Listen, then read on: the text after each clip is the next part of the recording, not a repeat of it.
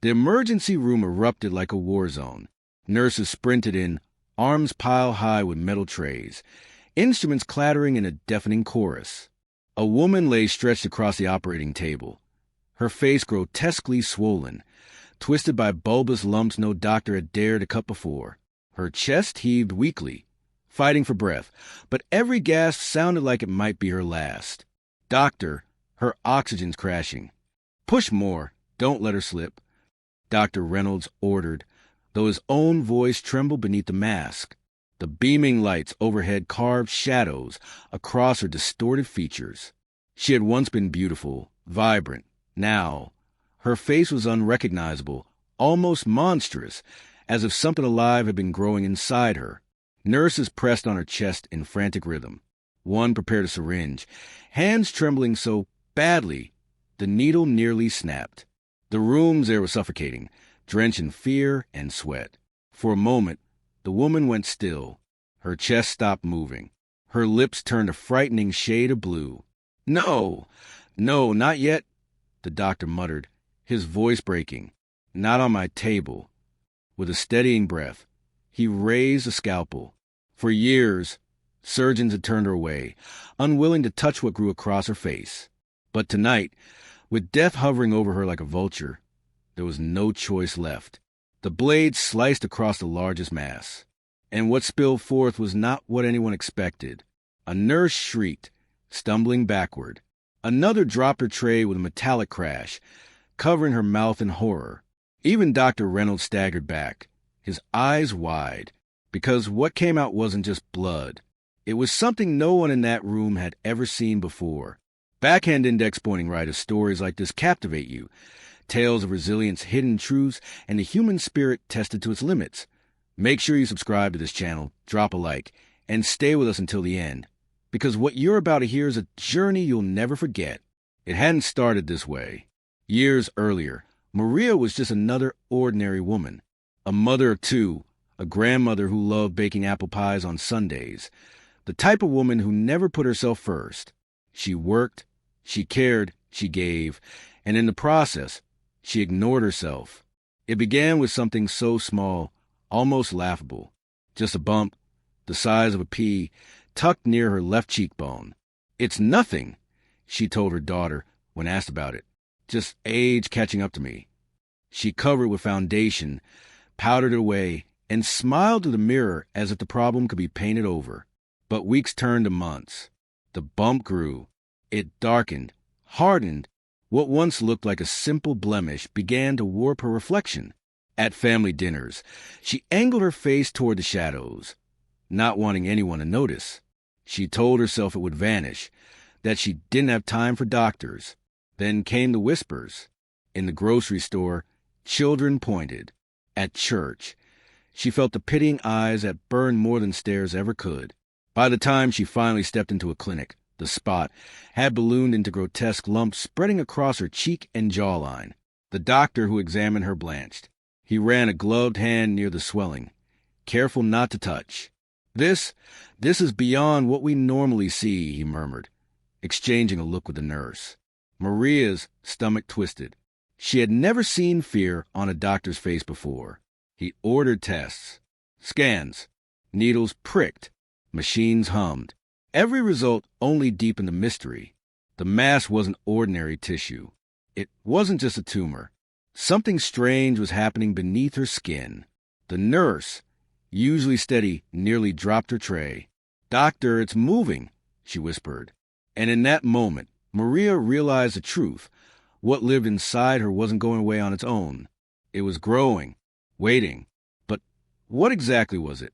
The hospital corridors echoed with hurried footsteps as Maria was wheeled on a gurney, her breast shallow, her eyes glazed with exhaustion.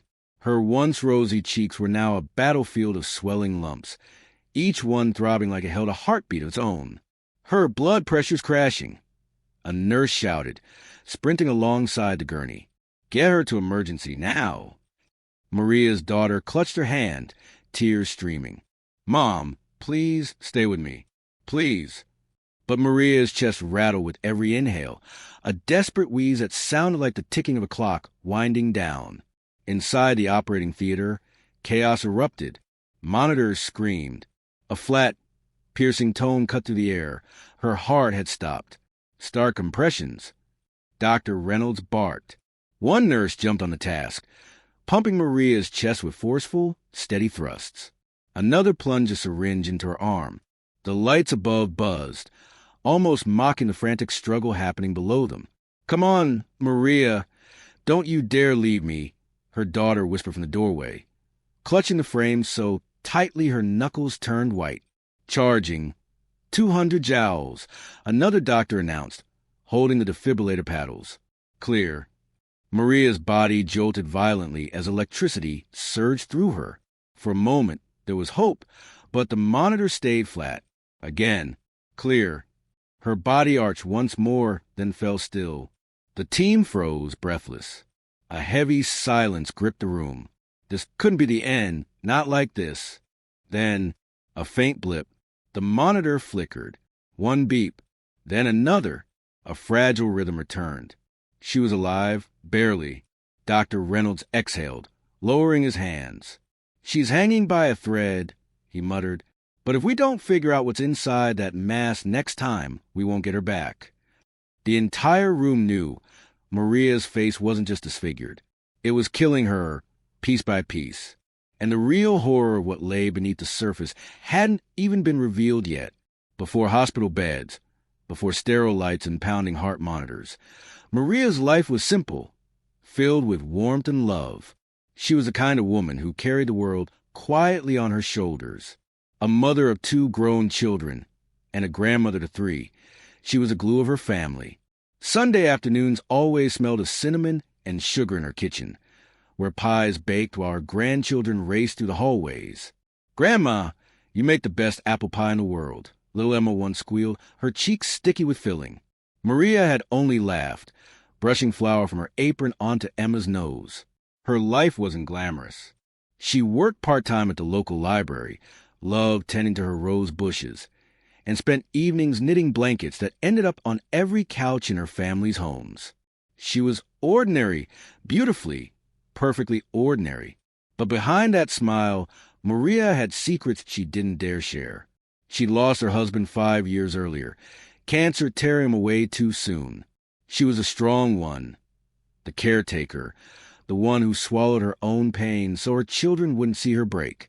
When the first lump appeared, she ignored it, not because she didn't notice, but because she couldn't bear the thought of her children going through another hospital nightmare. "I'm fine," she told her daughter over the phone, even though her voice trembled. "Just tired, that's all." Her daughter, Anna, wasn't convinced. "Mom, you're hiding something. I can hear it in your voice." "Anna, I've lived through worse. Don't worry about me." But as weeks turned into months, the mirror told a different story. The woman staring back at her was changing. The face that once kissed scraped knees and blew out birthday candles was being stolen, disfigured by something monstrous beneath her skin. Still, Maria carried on, baking, knitting, smiling through the pain, because in her heart, she believed sacrifice was a language of love.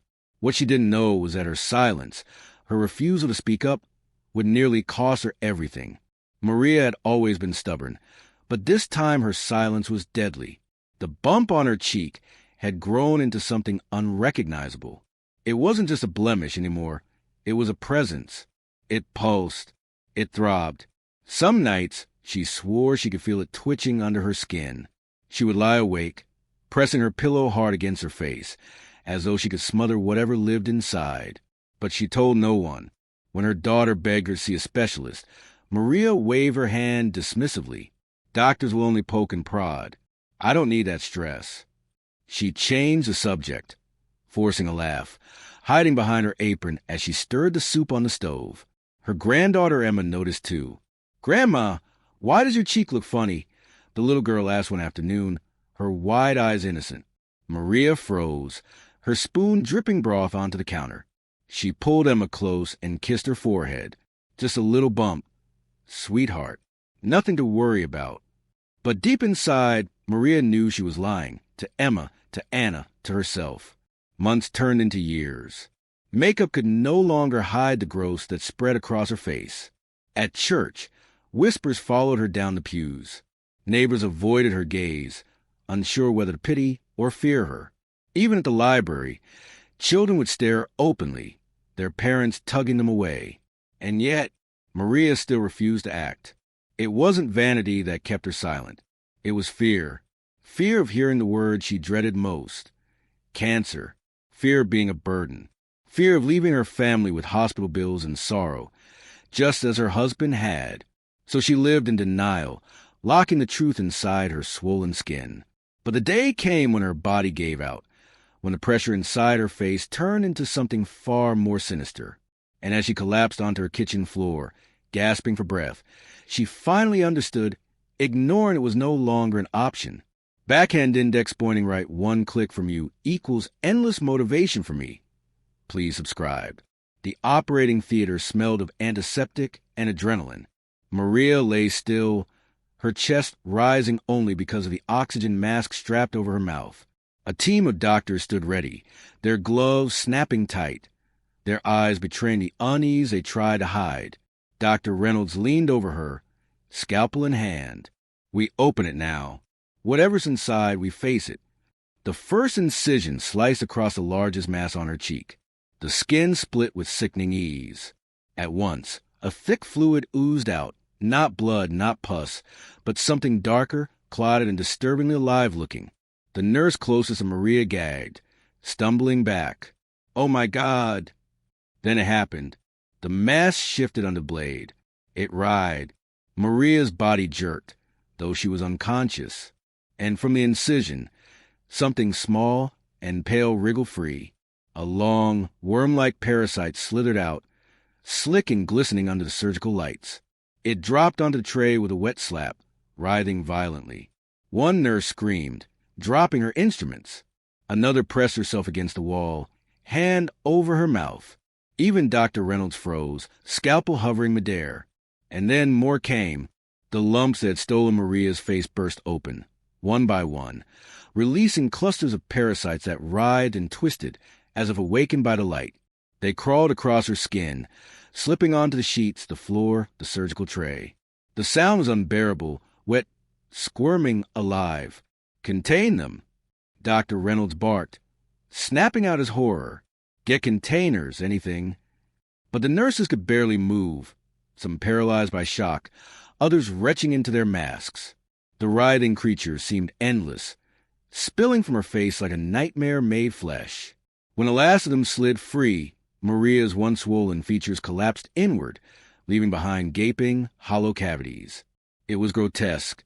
Her face half destroyed, yet somehow peaceful, as if the intruders had been keeping her body hostage for years. The room fell silent, except for the faint metallic clatter of a parasite still twitching on the floor. No one spoke. Not a single soul could find words for what they had just witnessed. Finally, Dr. Reynolds lowered his scalpel, his hands trembling. This isn't medicine," he whispered. "This is something else entirely."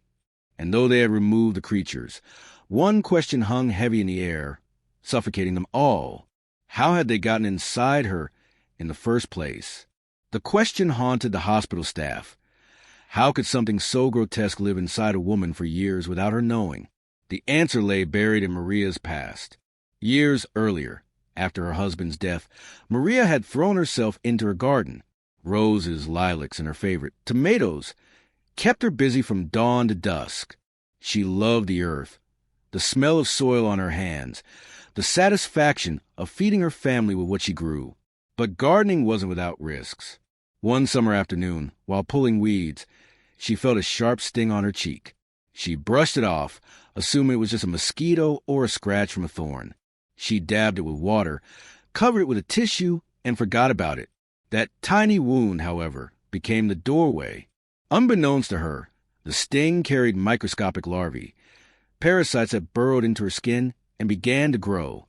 At first, they were invisible, dormant, but slowly, over the years, they multiplied, feeding off her tissue, expanding into grotesque lumps that consumed her face. Maria ignored the pain, the itching, the strange movements beneath her skin. She blamed age, stress, bad luck. Every time her daughter begged her to see a doctor, She pushed the fear away. Her silence allowed the intruders to thrive. Now, as the doctors pieced the story together, the realization spread through the room like wildfire. She hadn't been cursed. She hadn't been struck by some unexplainable illness. She had been carrying living organisms, hundreds of them, inside her face for nearly a decade. One nurse whispered, almost in disbelief, "All those years she lived with them inside her?" Yes. She had cooked for her children, held her grandchildren, smiled through tears, all while hiding the silent invaders beneath her skin. And the worst part? If she had come sooner, if she had admitted her pain at the very beginning, none of this would have happened. News traveled faster than the doctors expected. Within hours of Maria's surgery, whispers spread beyond the hospital walls. By morning, her story was everywhere. Local news anchors stood outside the hospital, microphones trembling in the cold night air. A woman brought in for emergency surgery shocked medical staff after surgeons discovered live parasites inside her face. How did this happen? And who was to blame? Maria, still unconscious, had no idea that her suffering was now a spectacle. Her children had to walk past flashing cameras and shouted questions. Did you know she was hiding this? How long had she been sick? Is the hospital covering something up? Reporters framed it as negligence. Some claimed the hospital had ignored her earlier visits. Others suggested Maria was a victim of unsanitary medical practices. Even government health officials began to investigate. Inside the hospital, the staff faced their own storm. Nurses who had fled the operating room in fear were questioned by administrators. Doctors were asked why they hadn't pushed for surgery sooner. Fingers pointed in every direction, as if accountability could erase the horror of what had crawled out of Maria's body. And then came the public's judgment. On social media, strangers debated her life like it was a puzzle. Some called her a hero for surviving such torment in silence. Others accused her of recklessness, of ignoring the obvious until it nearly killed her. But for Maria's daughter Anna, it wasn't about news headlines or rumors. It was about her mother, her strong, stubborn mother, reduced to a headline that read, "The woman with a face no doctor would touch." The hospital tried to control the chaos, but it was too late. Maria's tragedy had become everyone's business. And the more the world speculated, the deeper the mystery became. Had Maria been a victim of her own silence, or had the system failed her from the very beginning? For days, Maria drifted between life and death. Tubes lined her body.